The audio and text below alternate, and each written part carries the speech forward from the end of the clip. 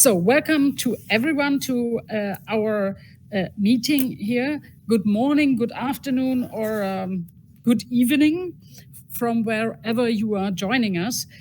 Welcome to this session called Highly Hazardous Pesticides. My name is Renate Künast. I'm member of the German Parliament, just left the session for some time.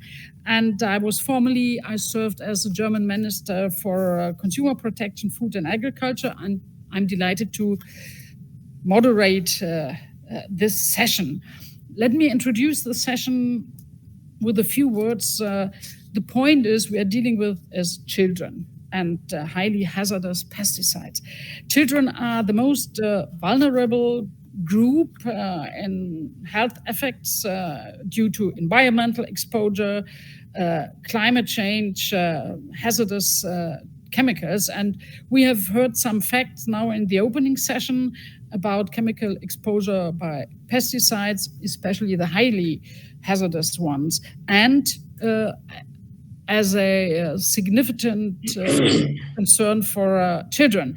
The UNEP synthesis report on environmental health impacts of pesticides and fertilizers and ways of minimizing them of this year underlines that our pesticides cause an unsustainable range of impacts in the environmental and health, and that they are nearly everywhere in the environment and cause acute and long-term health impacts. That is the point. And nowadays we have about 4 million tons applied every year, some with well-known problems, others with unknown health and ecological consequences. And the use is increasing worldwide, despite of the point that some countries, so for example, Germany says we try to reduce and want to start a reduction program. We know what are the health risks, cancer, birth defects, damage to the nervous system, and dysfunction of the endocrine system. So these are really basic and huge impacts.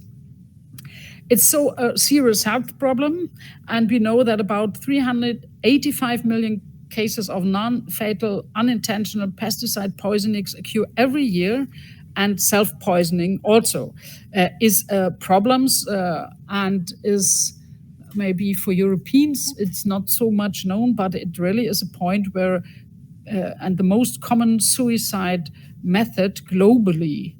And it's disproportionately affecting children, and especially little children, they're developing body, and especially it affects these children that are working in the agriculture sector.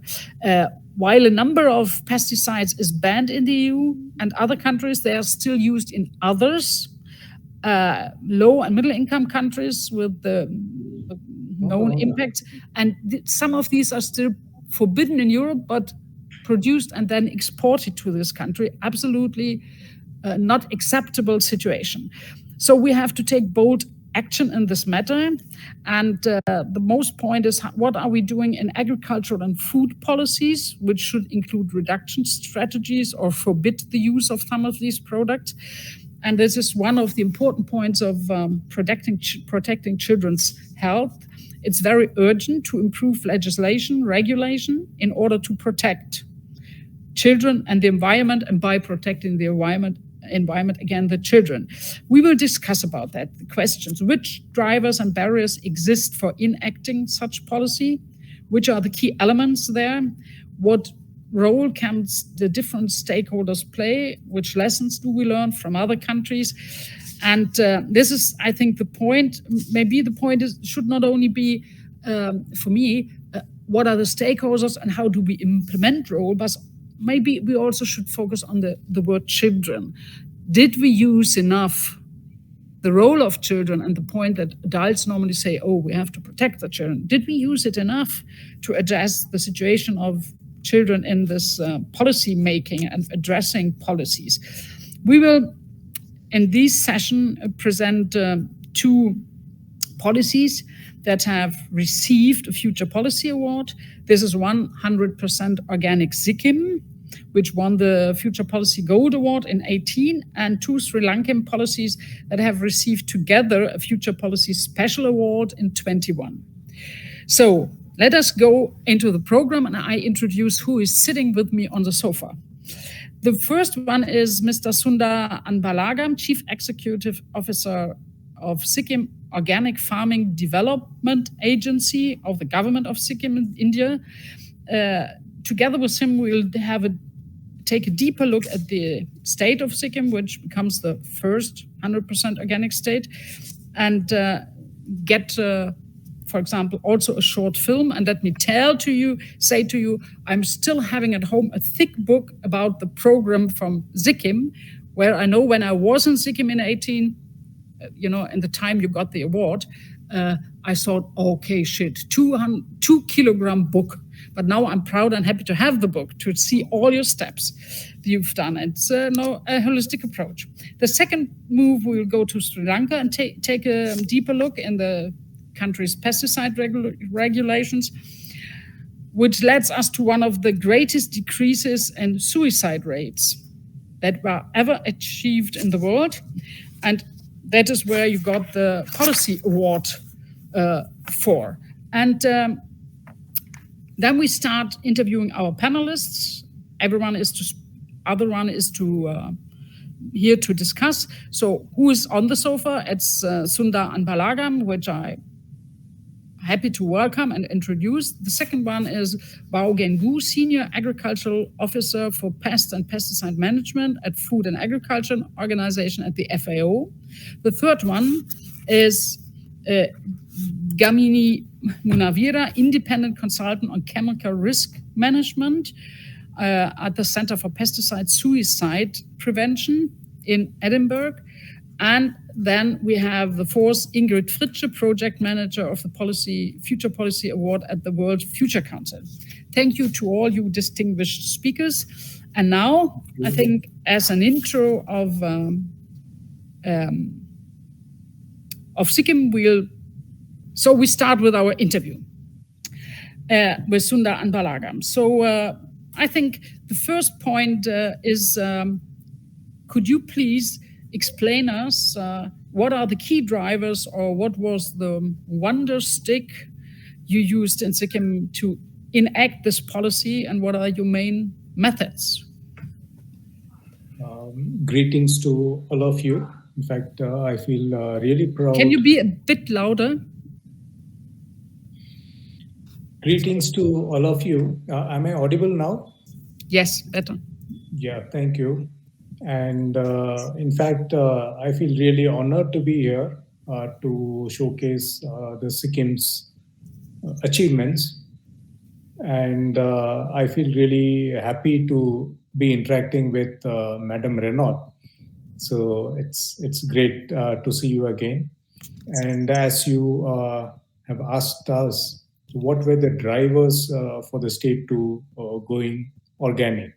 So in fact, everything boils down to conservation of biodiversity when it comes to Sikkim. So I would like to tell the audience that Sikkim lies in the one of the mega biodiversity hotspots of the world. So that is in the Himalayas. So one of the main aims of the state government is to preserve nature, conserve biodiversity in the state. And organic farming is considered to be one of the offshoots of conservation of nature. So that is how it all started. And before organic farming was introduced, the state went about with its green policies. In fact, there are so many such green initiatives of the state, and organic farming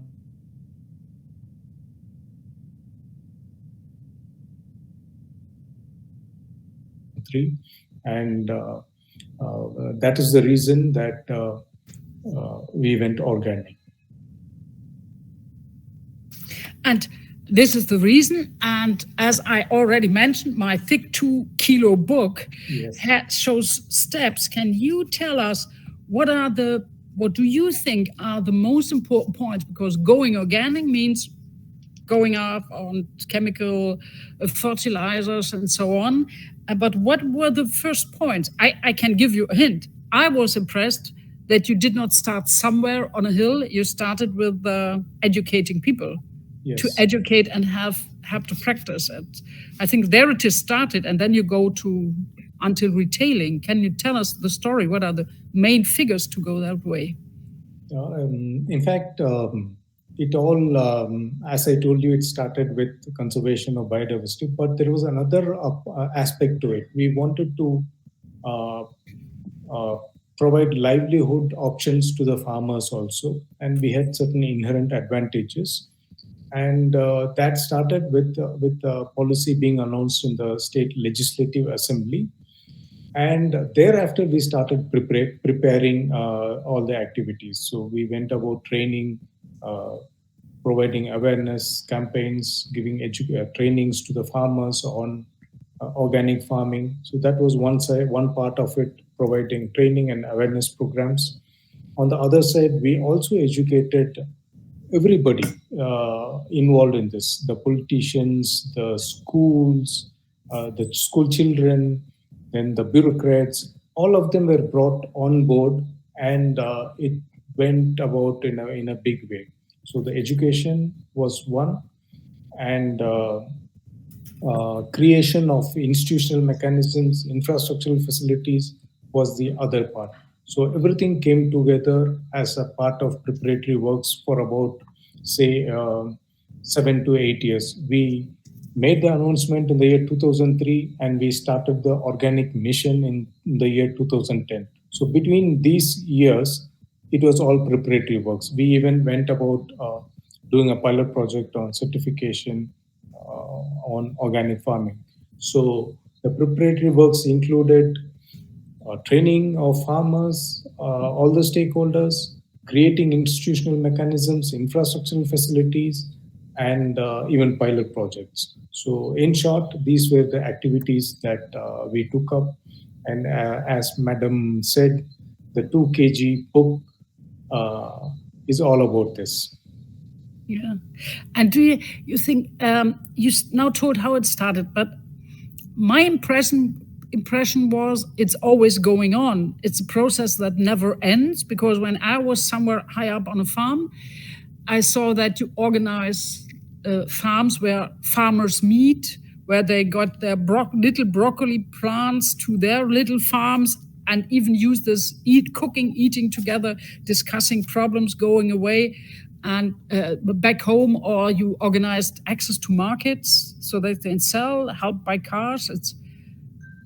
So Yeah. it starts somehow, but what are the most points that it's going on and is driven?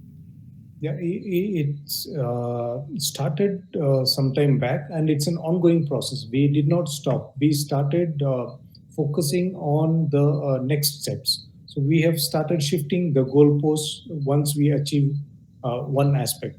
The first thing was to become organic. So we achieved that status in the year 2016, early in the year 2016. Thereafter, we assessed ourselves, and we started introducing more activities to it. So we became organic, fine. So we wanted our farmers to benefit out of what we had. So we started creating value chain. So we are currently involved in value chain development of the entire farming activities. So we have started creating infrastructural facilities for post-harvest management. On the one side, we have farmers grouped into farmers producers organizations who take care of the production activities, and for the post harvest management or the marketing side policies, we have the infrastructural facilities being created. We have created a brand identity for Sikkim, which we call Sikkim Organic, and both the sides of the policies, the production side as well as the marketing side policies, are being addressed side by side, and it has been on a continuous manner. We started only with production side policy. Now we are addressing the marketing side policy as well. So it's an ongoing process, and it's continuing for almost 2 decades now. 2 decades almost, yes. We are impressed. And I think, do you see that after this long process, I'm looking for a short answer, uh, Do you see that this has changed people's lives so that younger people stay there, take the farms, or do they still want to go somewhere else? Has it changed? Yeah, this has been an issue for, globally as well. We are trying to retain the youngsters by providing avenues in the farm sector itself. So that's what we are trying to do now with the marketing side policies. Make them stay in this sector by providing facilities, by facilitating them to be in this sector. Yeah. Thank you very much. So we see a very holistic approach, but now my schedule says now it's about a short film. Yes.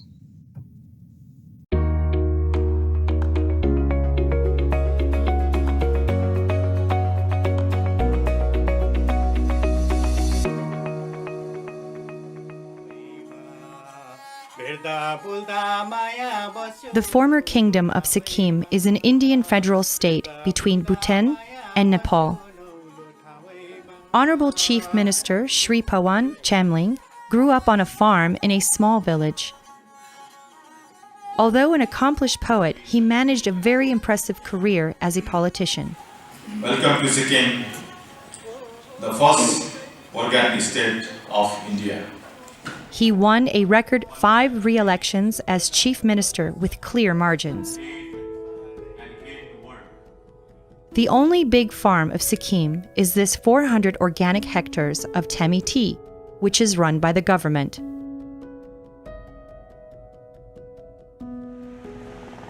Horticulture research is carried out on this state farm.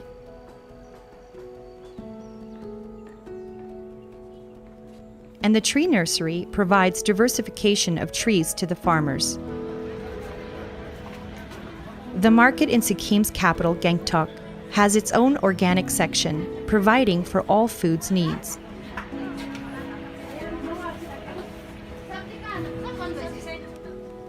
Model farms and farmer field schools have been fundamental in meeting the challenge to convert over 65,000 farmers to organic farming.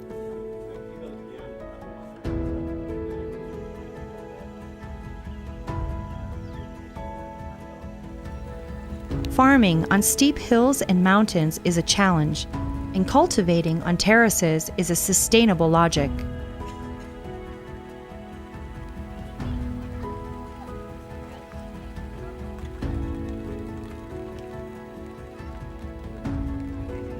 Farmers learn about many different ways to make compost. Most popular in India is vermicompost, which shows the best results. Also inspired by Gandhi, Chief Minister Chamling has become a worldwide unique champion and hero by converting all farms of Sikkim to organic farming. May the world follow his example and inspiration. My message is to create an organic, pollution-free and clean world.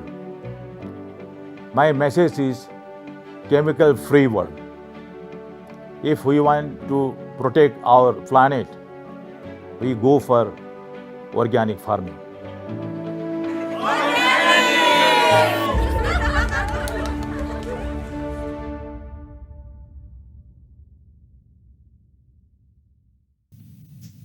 So, thank you for the film, and thank you for the inspiration we get from Sikkim's transition.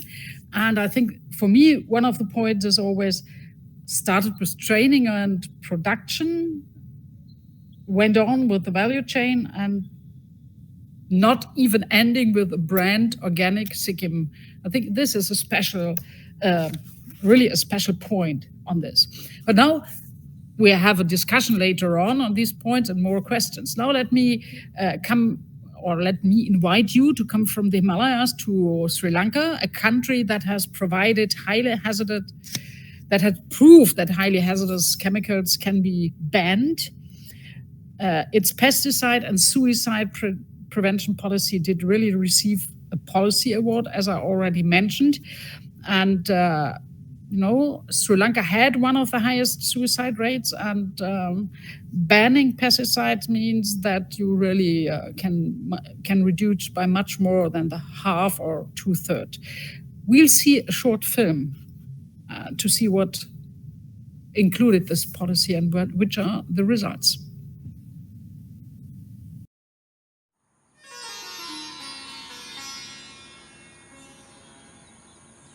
This is Sri Lanka's North Central province, home to a farming community. The people here have struggled to survive environmental and social pressures since the Green Revolution in the 1960s. For instance, land that was demarcated as elephant corridors was turned into farmlands, making the community vulnerable to attacks from elephants. In addition, the introduction of highly hazardous pesticides created an epidemic of suicides by people harming themselves by drinking it. අලි තමා ඉතින් මේ වගවල් හානි කරන්නේ තක්කාලියම තිබ්බෙව ඇවිල්ලා පොඩි කරා ඊට පස්සේ ගමන අලි ඇවිල්ලා 5-6 දෙනෙක් වගේ ඇවිල්ලා පොල් ගස් තිබ්බෙව විනාශ කරා. ඉතින් ඒ මෙතට අලිත් ඉන්නවා. එතකොට රිලවුන්ගෙමුත් කරදරේ තියෙනවා. Biso Manike is a mother of 4. Her husband Tikiribanda, a farmer, harmed himself twice by drinking pesticides. Once in 2011 and then in 2019. Luckily, because of the low toxicity of the pesticide he consumed, he survived both these acts. මට එච්චර මතක නෑ මට එතකොට වයස 10ක් විතර තාත්තයි අම්මයි පොඩ්ඩක් රණ්ඩු වෙලා තමයි මේ ඊට පස්සේ අම්මා කිව්වා මේ මට මේ ගුටි කකා බැනුම් ආයෙම දාමින්න බෑ කියලා මේ අම්මා වහ බොනවා කිව්වා. ඊට පස්සේ තමයි තාත්තා බොන්න ගත්තේ. අම්මා ඉස්සරහටම ඇවිල්ලා ඊට පස්සේ අම්මේ තාත්තා බොද්දින් අම්මා මේ ගැහැව්වා අතට. ඊට පස්සේ බෝතලේ බිමට වැටුණා. ඒ වෙලාවෙත් මට කිව්වා මේ ඔබ එහෙම එන්න එපා. මම බලන්න කිව්වා. දවස් 2යි හොස්පිටල් එකේ හිටියේ. මං කෑ ගැහුවා අයියෙන්. ඊට පස්සේ බාප්පලා එහෙම ඔක්කොමලා දුවගෙන ආව කට්ටිය ගොඩක් ආවා. ඊට පස්සේ තාත්තා ඒත් අම්මත් එක්ක තරහින් හිටියේ. ඊට පස්සේ තාත්තා කිව්වා මේ අම්මට එන්න එපා කියලා මේ ස්පිරිතාලට බලන්න.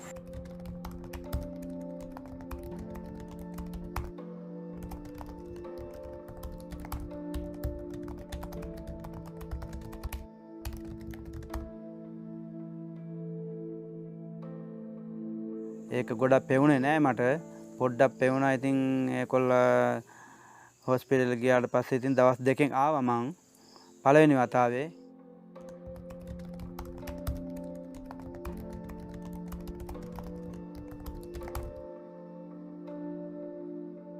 එයා නිතර ඒක කියනවා ඉතින් චුට්ටක් ගමනාප වුණ ගමන් කියනවා මම තව හිටපන් තවත් පාරක් වහ බොනවා කියනවා මං ඉතින් මට කරන්න දෙයක් නෑනේ එපා කිව්වට අහන්න නැත්තම් මං අතර කරන්නේ කොහමද මං කියනවා තමන් කල්පනා කරනවා තමන් ජීවත් වෙන්න දැන් මේ දෙකක් වෙලත් බේරුණ එක ලොකු පිනක් දෙවෙනි සිදුවීම මේ අවුරුදු 2කට කලින් ඒ තමයි තාත්තයි පොඩ්ඩක් රණ්ඩු වෙලා තමයි The Sri Lankan National Policy and Action Plan on Suicide Prevention addressed the high death rate by recognizing it as a societal and pesticide management problem. ඔබතුමා දන්නවද දැන් මේ පළාත්වල මේ වගේ සියදිවි හානි කරගන්න කට්ටිය එක එක ක්‍රම පාවිච්චි කරනවානේ. දැන් ඒ වගේ ඇයි මේ පලිබෝධනාශක කියන එකම තෝරාගත්තේ ඔබතුමා? මම එහෙම තෝරා ගැනීමක් නෙමෙයි. ඒක මට ඇත්තම කියනවා නම් සෛනිකව මේ එකපාරම ඉක්මන් කෝපේ. ඒ කියන්නේ මේ නැත්තම් මම තෝරා ගැනීමක් නෙමෙයි. ඉක්මන් කෝපේ තමයි ඒක මට එතන සිද්ධ වුණේ. In the 1980s and 90s, many highly hazardous pesticides were banned in Sri Lanka.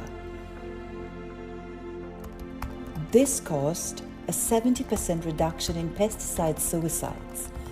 An estimated 93,000 lives were saved over 20 years. It was these legislations that saved Tikiribanda's life. Biso Manika says that they are fearful of the future. Their struggle to make a living while protecting their crops from elephants will not go away anytime soon. But for now, they can rest assured that the pesticides that surround them are much less toxic and will not cause fatal injuries.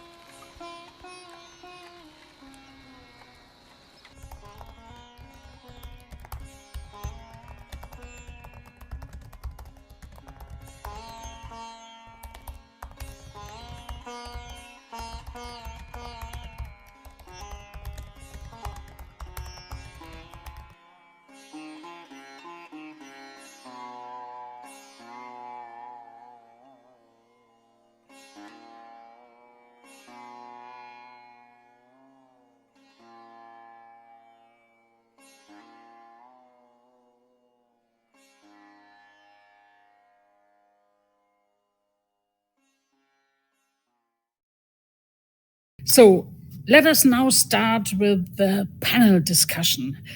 We have a bit more than 30 minutes and can at the very end look also what kind of chat questions we do find. We try to just be very precise. Sorry? So we try to be very precise, and the point will be in our panel discussion. What are the key elements of chemical policy making addressing pesticides? What are the policy steps that are the most important? What are the success factors? What is the role of best practice? And at the end, as I said, I will look at the chat and look if there are special questions we want to add, and I give to the panel. So at the very beginning, I'm happy to have with me Baogen from the FAO. I already said that. Who is responsible for pest and pesticides. Gamini Manuvira from a consultant on chemical risk management. Ingrid Fritsche, project manager at the VFC. And already introduced Sundar Anbalagan from Sikkim. The first round, I would like to know about the impact of children's health. What do you know? For example, can you focus on the point? Let me start with Gamini Manuvira. What do you see as the biggest problem for children's health? Thank you very much, and good morning, good afternoon, good evening to everyone. And I think we heard a lot about pesticides problems and chemical problems and children. Perhaps I would focus my discussion today mainly related to the short film you saw this few seconds before about Sri Lanka. I have been involved with these regulatory policies when it was happening early 2000s. So I can sort of relate some of these things, how they can relate to children health. If you look at pesticides or HHPs within the context of Sri Lanka, at least in this case, pesticides has a kind of a wide range of issues related to children health. One of the key things what I see currently in many of these developing countries, as far as I know, lack of children-targeted policies, laws, and actions when it comes to managing pesticides in general, or in specifically on highly hazardous pesticides, because the business model what we normally have is just look at the human health as a broad thing and try to manage that one. I think given the lack of resources and probably other information, maybe the reason for it. But I think it's high time that we focus on children's health, because children is our future. Future is our children. So therefore, I think it's very important. Rather than sort of focusing on what are the issues, I would like to talk a little bit about, at least at the beginning, how can we mitigate these issues? So that's where I think we can have some practical considerations. The problems, as we heard from the keynote speakers and others, that they are very concerning with respect to children, and they are vulnerable and all those things. And if you look at the highly hazardous pesticides, HHPs, and some of these things are actually compounds like persistent organic pollutants, and they are very well known to cause birth defects, chronic lifelong health impacts, and even possibly a generation-wide impacts on those things. And those are one aspect of the other thing. The other one is mainly when you come to the teenage level, just as we saw in this little video clip, the suicidal attempts. That was a serious problem in Sri Lanka, especially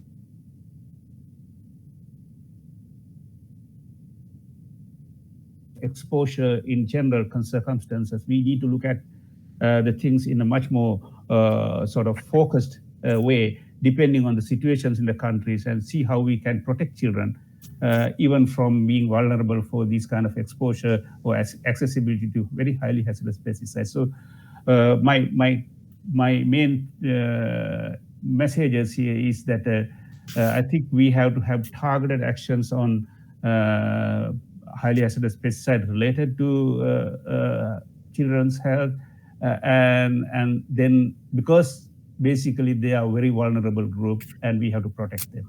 I will stop here for the moment, and then I can go into details if needed. Thank you. Yes, thank you for that. And in this round, I also now would switch to Baogen Gu, one of the FAO's main experts on this issue. And your work on the much attended HHP action plan, which is now expected to be published in 23. Can you tell us about this action plan, or what are the problems, what is disturbing, and what could be the positive results on this? Yes, good afternoon, Madam Chair. Usually I don't want to disappoint people, but unfortunately I'm not Mr. Gu. He is with fever in bed the 5th day. So my name is Gerold Wirwal. I'm working since 1990 with the FAO. I started in the integrated pest management, then moved on to the revision and implementation of the Code of Conduct on pesticide management. And since 2004, I'm in the Secretariat of the Rotterdam Convention. Nevertheless, it's a pleasure for me to participate in this very important webinar today and contribute towards improving the protection of I just want to say thank you that you are here, but I'm in the bad rule to manage you all, and the point is you have 2 minutes. Good. The two points I wanted to mention: humanity is definitely very able to move forward on highly hazardous pesticides. The question is, are they really willing? The capacity is there. But we are at the moment 7.9 billion, and we need a majority, we need more people who want to move forward. And that will involve a lot of information sharing as we do today. From FAO's point of view, we would need more and more interest groups that are briefing their delegations in order to make progress on highly hazardous pesticides. What is disturbing most on a very technical level, I think also Kamini can confirm that, if we go out to the fields, train the farmers on alternatives and so on, they very, very often they still say there are no economically feasible alternatives. And this is still very disturbing because all of us, many other organizations are working, assisting countries in identifying alternatives, and all key actors actually saying there are economically feasible alternatives. So they are there, but this is still as you asked me, this is still one of the most disturbing factors in the whole progress. Thanks a lot, Madam Chair. May I give you a short question on this? Because you say there are no alternatives. Maybe this is the historical point to push from FAO to UN to World Bank, all the food programs they are implementing now because of the high wheat prices due to the war against Ukraine. This is the point now that we do actually help and feed people, but also help to build up the alternatives to feed themselves without pesticides, isn't it? Yes, thank you very much. That's indeed a very good proposal. To include that in the package of improving wheat production over the coming years. We will come later on to further obstacles in implementing that. Thanks a lot. Yes, I thank you. And we are now a bit on the second round. I want to make the point is to Gamini Manuvira. You are a former registrar of pesticides at the Department of Agriculture in Sri Lanka and have accompanied significant regulatory efforts to the pesticides. And we have all looked at you. Can you tell us about the success and the context of this? What are the most important points?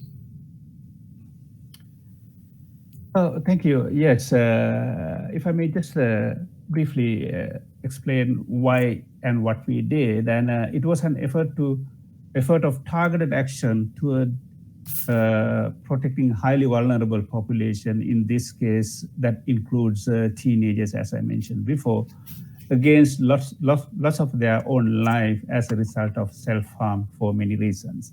What we did was strategic regulatory actions to minimize accessibility to identified set of highly hazardous pesticides. The success, if you look at, I would just list few here because there are many, but at least I would like to share with you a few here. One of the biggest success was the real-time monitoring of the impacts of regulatory measures that were undertaken for this purpose with the help of health sector data that was acceptable to international standards. So we could go back to the industry and negotiate with them and show them, and this is a serious problem because these are very credible data. So it is a typical example, or rather case, where you can see the science and policy, how they can work together to a betterment of the society. And then another point is the transparency and predictability of regulatory responses to the regulated community, because industry always knew what will come if it is like this and if it goes this way. So there is a lot of transparency, and they knew what to expect next. Another aspect in this regulatory effort was we took always the baby steps. We took step by step, very slowly. And in each little baby steps, we took everybody on board. It was not left for someone to do by themselves. Another 2 points I have is the effective collaboration with agencies, of course, the health sector, agriculture sector, and research and extension. And last but not least, the political blessing at the highest level to support this one. That was really very much of an important thing that allowed us to sort of work through all these different sectors across the problem to come to some kind of a very sustainable situation in the country. So I just briefly that I will stop here because I'm just mindful about the time. Thank you very much. I like the most the word political blessing. I don't know if you have a German word for that. I understood it. Now I have a question to Baogen. Again, the point is we have heard about Sikkim and Sri Lanka policies. What are the key elements for you to be successful when you go, and which ones should be stressed by FAO for the further work? Yeah, thank you, Renate. Did your name again wrong? Gerold. Yeah. So I think Sri Lanka learned it the hard way. The death toll asked for policy solutions and their enforcement. But Nalini, the predecessor of Gamini, they took the right steps. They banned these severely hazardous pesticides, and they ended even up under what is now the Rotterdam Convention. When we started, we had 12 pesticides. When they adopted the Rotterdam Convention in 1998, there were 27. And those additional 15 pesticides were partially due to the fact that Nalini had banned them. So it's very important that some countries take these steps, because international organizations work or base their future work on that. Sri Lanka is a good an example. Nowadays, for example, also Indonesia is trying the same. It's a bit difficult with a huge population. It is not so easy to take very tough policy measures. But as an example, we can say nowadays, currently Indonesia, for example, is trying the same. Now, FAO's role is to discuss, to raise this with member countries in the Committee on Agriculture, in the Council, or in the conference, and arrive at global policy agreements, voluntary or legally binding. However, this needs to be accompanied by providing technical assistance to especially developing countries. And in order to provide such technical assistance, also additional voluntary trust funds are required. Now, what are still critical points, for example, are that in many developing countries, the accessibility and the price for personal protective equipment is still an issue, and this after 30 years of raising it. So actually the progress made sometimes is really a very, very small step. If PPE is still expensive for these farmers, then we are sometimes still back to square one. Thank you, Madam Chair. Thank you. And now I'm going to Ingrid Fritsche, asking her, because you have been part of the research team for the Policy Award, and you honored Sikkim and Sri Lanka. Which are the most important elements for you in your analysis? Thanks, Renate, and good evening, good afternoon, and good morning, everyone, also from my side. So this is a very important question, and as part of the research team of the Future Policy Award, which seeks to highlight best policies for the benefit of future and current generations, we really orient ourselves in our evaluation at 7 principles that the International Law Association has adopted, the 7 principles for sustainable development law. These are really fundamental principles when adopted in their declaration. And we have adapted these principles. We have developed an evaluation framework, which for each topic is then adjusted. So for instance, for hazardous chemicals, we adjusted it with the help of experts. So to target this evaluation framework to really understand how these policies are working on the ground. Apart from impact, definitely the screening with these principles is for us key. And maybe I can just mention them to you, and I think most of you will know them anyway, but just to remind everyone. So for instance, the first principle is sustainable use of natural resources. Make sure that not too many natural resources are being used. Are they used sustainably? There are a number of questions regarding that principle, and we screen policies under that aspect. The second very important point is equity and eradication of poverty. Vulnerable groups, maybe even those so importantly also, having consulted, for instance, and involving those who are directly impacted by these policies. This is a very important issue, but still, I think, unfortunately, not many policies are, you can tick the box on that. So there are many points under that part. There is a third very important precautionary principle, precautionary approach to human health, natural resources, and ecosystems. We screen if these policies are taking duly into account public participation, access to information, and justice. We look at good governance and human security. And sixth principle is integration, interrelationship. Are there interconnections? Are they working together? The ministries, institutional the authorities, are they really coming together and addressing this issue in a holistic way? And seven, last but not least, are common but differentiated responsibilities. So are these measures of these policies built on the back of those who are the poorest, or are they really bringing about taking for instance, industry and let industry or polluters pay? So these important principles are used in our research and carefully screened. And besides looking at the key elements of the policies, the drivers, the impacts, and also transferability. But I think my time is up.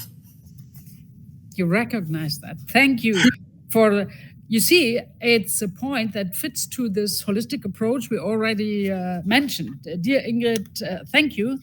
And now I want to talk about, I think, inspiration. And this is why I would like to ask some of you for a short answer, whom did you inspire? And I start with Sundar Anbalagan. Do you know who is inspired by Sikkim's approach? Special states in India, for example? Yeah. In fact, a number of states in India have followed suit. So many states approach us for guidance, and we have been helping them with the policies as well as how to go about. And not just the Indian states, we have our neighboring countries as well that we help. For instance, Bhutan, so we have been having contacts with them for a few years now, as well as Nepal. So this is how we have been inspiring, and we are trying to convert the entire Himalayan region into an organic farming hub. Yes, and it's important for the region that the region is going step by step, learning from each other. That makes sense. And the same question to Gamini Manuvira. Is there someone following Sri Lanka in your achievements to regulate HHPs?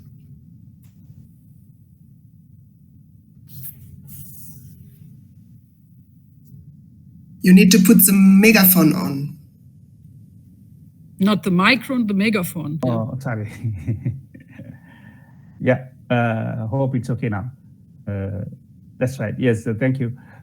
Yes, there are many that I think has inspired with what we did about 10, 15 years ago. Because there are countries individually trying to sort of inspire by this one, like, a couple of examples that come to my mind is like Nepal and other countries. Certainly the research groups and non-governmental agencies, they were really sort of taking this message out to the global community, and they started working on this and trying to sort of bring the others also on board on this thinking and this approach, especially countries where there are high levels of suicide using pesticides. And perhaps for today, I would just take two examples at both national and international level. One is the project that is implemented by the University of Edinburgh, where I'm also now currently attached with. That is the Center for Pesticide Suicide Prevention. That was a philanthropically funded research and policy institute. They are trying to sort of basically work with most of these developing countries in other regions to share the lessons learned from Sri Lanka and working with the regulators to find out the HHPs that are highly sort of lethal in those countries, and for suicide purposes as well as for other exposure instances, and try to help them to replace them with alternatives. So that is one area where the Sri Lankan example has been inspired in other countries and other initiatives. The other one, of course, I would like to take the WHO, World Health Organization, in its Live Life program, and they have developed this implementation guide for suicide prevention in countries. They have considered the Sri Lankan case and as one of the cost-effective interventions in prevention of suicides in general, and has been included in this guide. And that, I guess, is an honor for us also to be considered at that level. As you may have heard that the country eventually ended up averting or possible deaths of about 90,000 lives or so far. So those are the few things that I just wanted to share with you. Yes, but you see, there is international influence, and from WHO it spreads around the world. Now the question to the FIO: what do you think? Has Sikkim and Sri Lankan, impressed and changed international policy and regulation? Well, first of all, I think these success stories are very important. It's essential that we have success stories, and we need them also here in-house. We need them to convince other countries, policymakers, that it is actually possible, that it's not a theoretical activity. It is possible, and we have countries that have followed that path, and that's very, very important. Now, how can we use that to advance it? These details need to be shared with the widest possible audience, also with farmers, with the youth. We are talking today about children, but let's put it one step higher, with youth, and they are using modern social media. And here I would throw the word influencer into the round. We've been discussing this here for the last 30 years, revised the code of conduct, but the modern world, the youth, they are not here anymore. They need influencers who are fascinated by Sikkim and Sri Lanka. So these, and in addition, the second example is these success stories should also be shared at global meetings. For example, at the side events during the conferences of parties of Basel, Rotterdam, Stockholm, which is taking place next month, or at the global conference on plant production, which is probably taking place towards the end of the year at FAO. So sharing these success stories is extremely important. Thank you, Madam Chair. Yes, thank you. And now I want to give you all the idea that in exactly 5 minutes, I'm looking in the chat function if and which questions are there.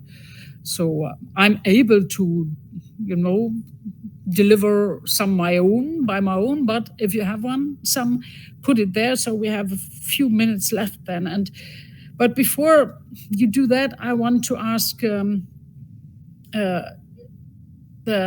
for example, Sundar, what would be your last words like? What is the policy recommendation? What would you ask states or the international community to do if you look at your efforts and how to help others? Yeah, as Mr. Garold told us, that we have developed a model, a replicable model for everybody to see, not just see, but to implement as well. So it's, as he said, it's not a theoretical activity. It's a proven method of farming, and this can be replicated elsewhere as well. So this would be my message. Yes. And Gamini Manuvira, what would you think? What are you asking for states, international community to help? I think what I would ask is to please focus on the vulnerable groups because it is not business as usual when it comes to HHPs or pesticide regulation.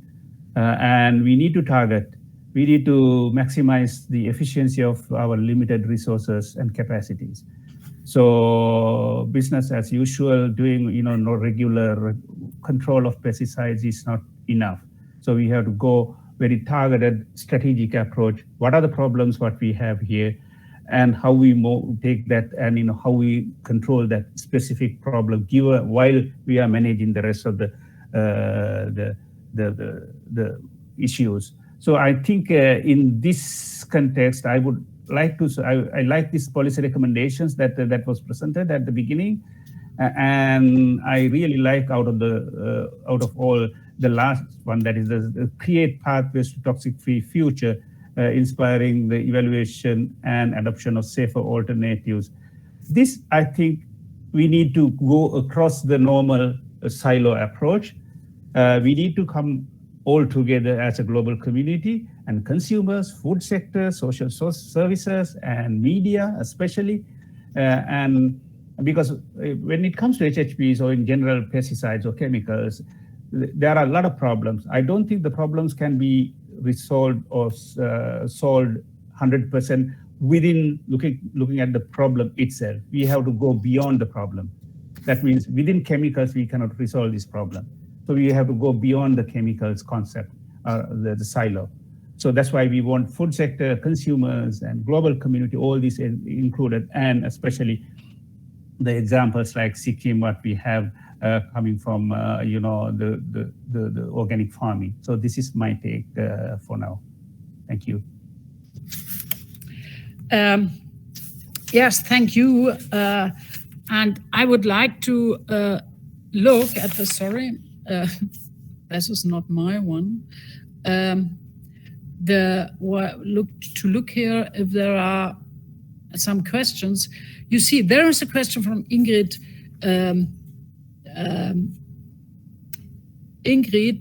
To Gamini, saying that eliminating the high hazardous pesticides in Sri Lanka is like an unfinished business, and what are the next steps you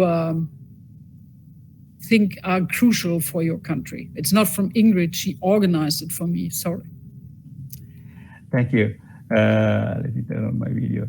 I think for the discussion today, if I look at the unfinished business, is because we first targeted the suicide aspect of the country. That is one thing, and the unfinished business for today's discussion is very important, that the children's health, and in this context, the HHPs are exposed to, or children are exposed to HHPs right throughout their life, starting from the prenatal stage. We heard it before, and some of these problems. So what I would like is to sort of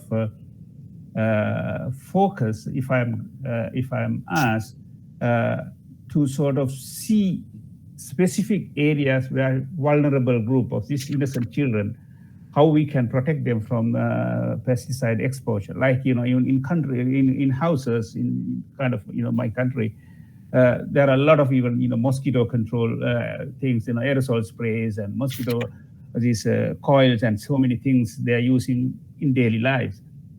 And children go to in farming communities, even though the child labor, what we so call, is not promoted or rather prohibited or whatever. So currently, children, the whole family is helping their daily sort of farming work. So after the school, they may go to the farm and then they help their parents. So this is part of the livelihood. So we cannot detach that one immediately. So until we have solutions for that one, I think the regulatory community should focus on how to protect these children and how that can be done very effectively, targeting specifically on them, especially making them aware of the situation and the exposure and potential through probably their curricula or other academic activities, and allowing certain organic farming activities to be infiltrated into these things and making them sustainable. So these are some of the areas where these targeted, children-targeted activities within pesticide regulation I would like to do. Thank you. Yes, and let me give one question for a short answer to Mr. Virwal from FAO. Recently, the UNEA has been held, and also the HHPs were discussed. Would you say there is a special situation for you now that helps, or do you, by your own, have a special point where you say this is the point where we have to go on and need help? Not so loud.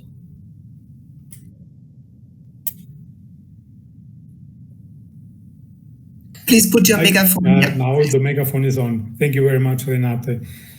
I don't want to put a qualifier on the UNEA results, but what became clear is that countries affected need to engage more in that process, and that would also help us. And as we have you here, Renate, those not really threatened by that should support those countries which are affected, rather than promoting their own agenda. At the end, what we still need is a joint effort of all involved, all stakeholders and all governments. But the ones affected most need to engage more, that's pretty sure. They need to raise their voice, they need to actively contribute to the process, explain the situation in their country, and then convince others how to move forward. Mr. Gu and the pesticide management, as well as the Rotterdam Convention, we try with TADESE in Ethiopia or in Sri Lanka, we try to get countries to submit pesticide poisoning reports to us, because this organization is responsible and would take action. But for an endless number of serious reasons, those reports do not easily get to us. And today is not the time, but all I want to say, they have to engage more. Thank you, Renate. Ah, yes. Thank you. So, you now focused me on looking for the reports. That's always like Easter time, find the eggs or find the reports and publish them for public debate. Due to time, this is a job always looking at the time. This is really horrible. I want to do some last concluding questions to you all, to all my panelists now. And this is the point to say, please highlight in your view, which are the most critical success factors that are key effectively regulating pesticides and ensuring a reduction and so on. You see, I give you a hand by that. The awareness and information of policymakers, for example, to form political will to go on, or multi-stakeholder participation in the development of policies, and including all. Some of you said that those who suffer, you just mentioned, those who suffer must raise their voice, and those where the export comes from have to raise the issue also, these countries. It's coordination, cooperation on the institutional level between ministry, authorities, countries. It's international law and looking for this, maybe transparency, and least but not least, financial backing, money and staff that supports. And now we are in a situation that you all have about 1 and a bit more a minute to tell me what are the things I missed to say, which are the key points to make a change. What would you focus on? And I do it in the Sundar, Gamini, the FAO, and Ingrid. Sundar is the first. In fact, in our case, I would say that it was the political will that took us where we are now. So the video we saw showed the former chief minister. He was there for, Mr. Chamling was there for 25 years. And the current government, it did not drop the organic farming policies, or it did not let it go. So it's still continuing. So there is political continuity of the organic farming activities in our state. And that has really helped us our cause. Yes. So you need one person or a group of persons putting with themselves the will. Yes, with the with will. the will, and say, Yes. the next 10 years we'll focus on this. Yes. You always need to focus. Okay, thank you, Sundar. So it's Kamini Manuvira. Thank you. I think for me, I apart from what you listed, I think it is very comprehensive. And Sundar, I think, highlighted the one that I wanted to highlight. And now I think I should highlight something else.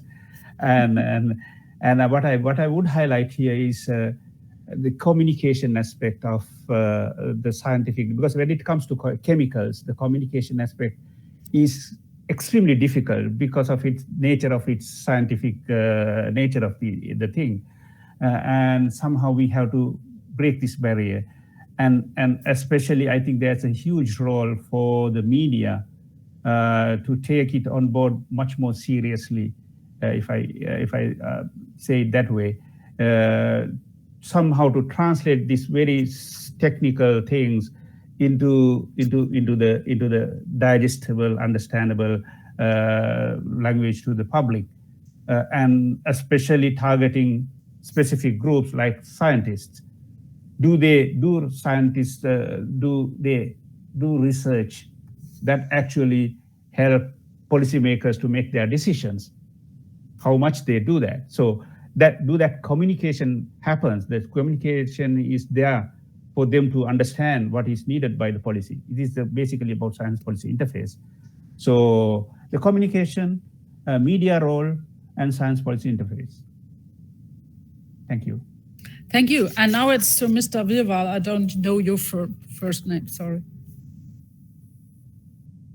You're a speaker. Thank you, Renata. It's still Gerold. I fully support Kamini, and that's why I say awareness raising, sharing that information, and whatever Kamini said is key to our success. But the other idea I want to throw in is we have in the EU or US EPA, we have about 30,000 people evaluating the risk of a pesticide. In countries like Ethiopia or Sri Lanka, we usually meet one or two or three. And that's why I would suggest that the EU had these nice tandem arrangements. Countries with the capacities should go hand in hand with those who simply don't have it. And there is nothing we can change between today and tomorrow. But when we go in these countries, they always said we need information. And there are other OECD countries, they have everything. And they have good people, highly qualified, which would be willing to go there and share risk evaluations with developing countries.